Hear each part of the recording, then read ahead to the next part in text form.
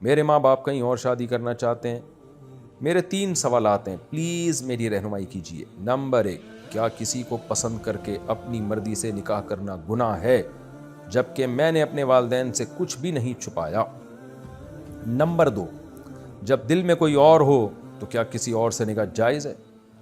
Number 3, मैं 20 साल की हूँ, क्या मैं इतनी बड़ी नहीं हूँ कि अपनी ज़िंदगी भर के फ़ैसले अपनी मर्ज़ी से कर सकूँ?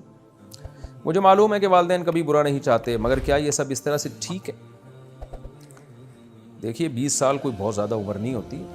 20 साल में लड़कियां बच्ची होती हैं बिल्कुल।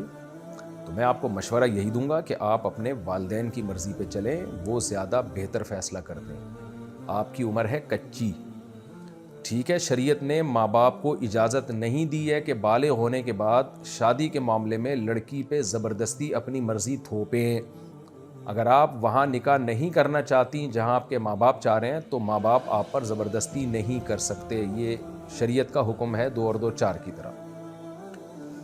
तरगीब यही है कि जहाँ लड़की चाह रही है वहाँ निकाह करें। सही हदीस है, नबी सल्लल्लाहु अलैहि वसल्लम ने फरमाया, लन तरा लिल मुतहाबैनी मिथलन निकाह, 2 मोहब्बत करने वालों में निकाह से बेहतर कोई चीज़ नहीं। लेकिन बाज़ दफ़ा आप जहाँ चाह रही हैं तो वो गैर कौम में होने की वजह से या और कोई मसाइल होने की वजह से माँ बाप को डर होता है।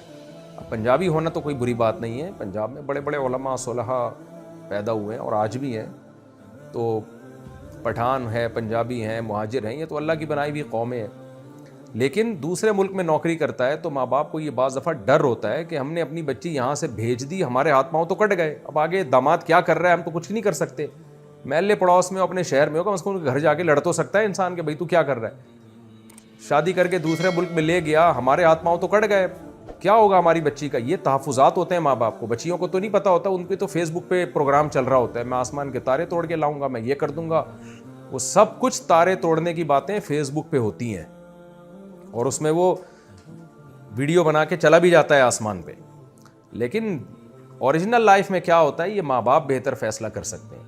तो मैं शरीयत का मसला तो यही है कि लड़की जहाँ निकाह करना चाह रही है, माँ बाप उसकी मर्ज़ी के बगैर ज़बरदस्ती अपनी राय नहीं थोप सकते उसके ऊपर। लेकिन लड़की को भी शरीयत ने कहा है कि बाप की मर्ज़ी के बगैर निकाह को शरीयत ने नापसंद किया है, क्योंकि बाप से अच्छा कोई फैसला, यहाँ तो माँ भी नहीं, शरीयत ने बाप को वली बनाया है, माँ को भी दूसरे नंबर पर रखा है। वो ज़्यादा अच्छा, क्योंकि दुनिया का तजर्बा होता है, उसको पता होता है कि भाई लड़के किस तरह से बेवकूफ़ बना रहे होते हैं, क्योंकि वो भी तो एक आदमी है ना, तो उसको पता होता है अब्बा को।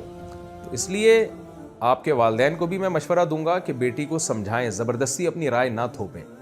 और आपको भी मैं मशवरा दूंगा कि आपके अब्बा जहाँ कह रहे हैं उसको तरजीह दें, वो ज़्यादा अच्छा फ़ैसला कर सकते हैं।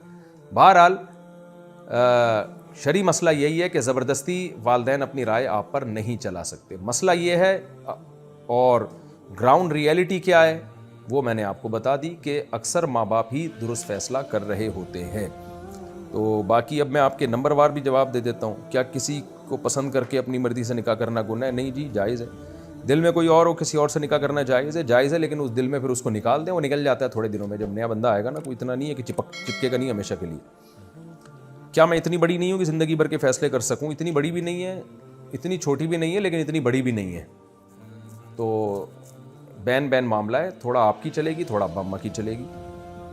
वालिदैन, आपको मालूम है वालिदैन बुरा नहीं चाहते, तो जब आपको पता है तो उम्मीद है इंशाल्लाह बुरा नहीं कर रहे होंगे आपसे।